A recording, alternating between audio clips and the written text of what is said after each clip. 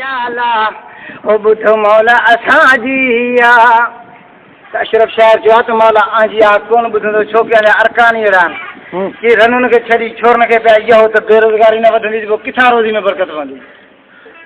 हाणे शाइर अशरफ पियो चए हद खां वधी त वया लौंदे बाज़ी कीअं कयूं रनुनि खे राज़ी पिटे कढियूं ला यार मरियत वियासीं सफ़र ओ रहियो अॻे जहिड़ो हाणे लन बनाए छोरा जहन मां वरियो छाहे ओ यार थियत वियासीं तबाह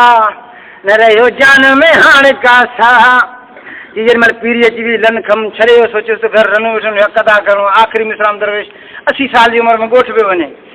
चए थो त रनुनि जो क़दुरु हाणे पियो आहे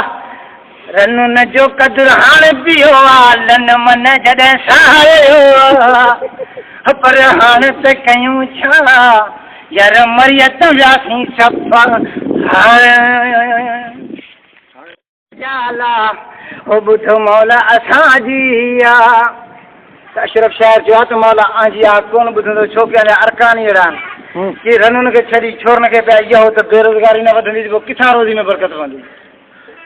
हाणे शाइर अशरफ पियो चए हद खां वधी त वया लौंदे बाज़ी कीअं कयूं रनुनि खे राज़ी पिटे कढियूं ला यार मरियत वियासीं सफ़र ओ रहियो अॻे जहिड़ो हाणे लन बनाए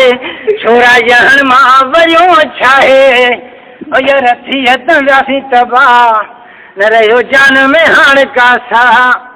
जेॾी महिल पीढ़ी अची वई लन खम छॾे सोचियो त घर रनूं वेठनि हक़ अदा करिणो आख़िरी मिसराम दरवेश 80 साल जी उमिरि में ॻोठ पियो वञे चए थो त रनुनि जो क़दुरु हाणे पियो आहे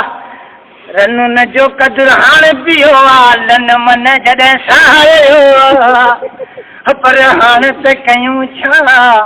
यार मरियत वियासीं सफ़ा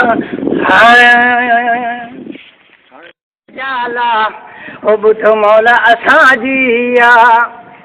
अशरफ शहर जो आहे त मौला आंजी आहे कोन ॿुधंदो छो की अञा अरकान ई अहिड़ा आहिनि की रनुनि खे छॾी छोरनि खे पिया इहो त बेरोज़गारी न वधंदी पोइ किथां रोज़ी में बरकत पवंदी। हाणे शाइर अशरफ पियो चए हद खां वधी त वया लौंदे बाज़ी कीअं कयूं रनुनि खे राज़ी पिटे कढियूं ला यार मरियत वियासीं सफ़र